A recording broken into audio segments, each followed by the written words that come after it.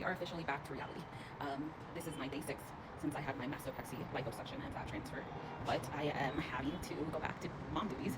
Not technically supposed to be driving, but I really didn't have a choice. My daughter has music class, and it's not exactly walking distance. So here we are.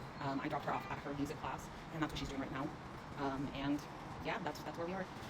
Yesterday, I did make the mistake of stopping my medication earlier, and that was completely on me. Thinking like, hey, like I'm good, like I can handle it.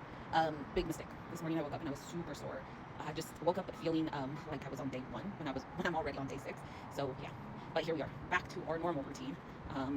We have a few things going on this week. Luckily, we don't have too much driving to do. But other than that, I mean, I'm able to rest for the most part. I have my post-op this afternoon, and I'll tell you guys how that went tomorrow. But yeah, here we are, back to mom duties, because my husband is out of town, and it's just me, my mother-in-law, and my daughter, but my mother-in-law does not drive, so here I am. We are officially 1 week post-op.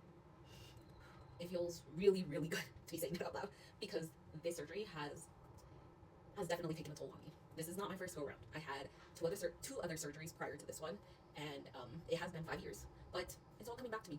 In January of 2021, I had my first surgery. I had my tummy tuck, muscle repair, liposuction, and fat transfer to the glutes. Then in 2021, in June of 2021, I had my breast augmentation. Then, since then, I have gained weight, lost weight, and now here we are. This is my 3rd surgery. This time around, I got a breast lift. I had a 2nd round of liposuction and a 2nd round of fat transfer to my butt. Things are looking great. I cannot wait for everything to just settle in and really see the results of it all. Things that I have remembered, things that have just brought me back to this moment. I did really, I guess, just forget everything. The whole process of having a liposuction and fat transfer and even like a breast augmentation. It's all coming back to me now, though. The pressure that I felt initially when I had my breast augmentation happened to me within like the first few days of surgery. The digestive issues that come along with having surgery, and the bodysuit. That was one that I had forgotten. I wear this bodysuit 24 hours a day, 7 days a week. I eat in it, I sit in it. Bodysuit and me have become best friends. Like, it is on me 24 hours a day, 7 days a week. I sleep in it. And I guess that is one thing that I had forgotten what that process was like, and it's all coming back to me now. This bodysuit and I are going to be one once this whole journey is over. I have 6 months of a commitment with this bodysuit.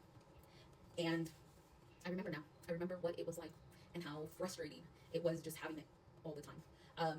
There has been a lot of things that have changed since I had surgery in 2021. Before, they would put something on your breast. When I had my augmentation, I had like some special tape. That way I was able to shower without having to worry about things getting wet.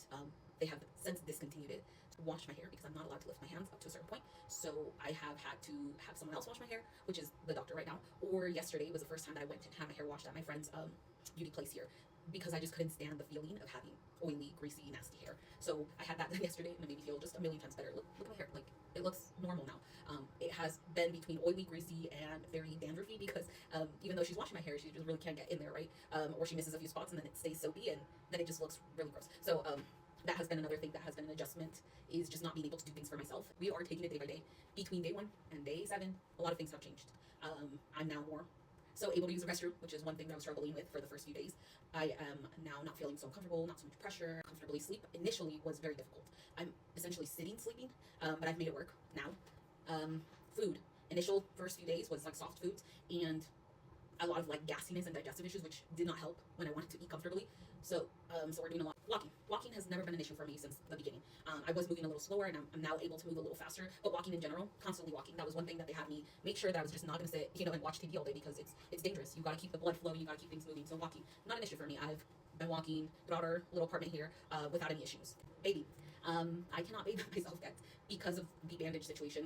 So I have my doctor, and she comes and she does my bathing portion. So she'll either wash my hair or wash my lower body and do like a sponge bath situation on top. But for the most part, it's just nice to feel clean. Massages. I did it before. I'm doing it again because they were so beneficial to me when I had lipo my first time around. It definitely makes a difference.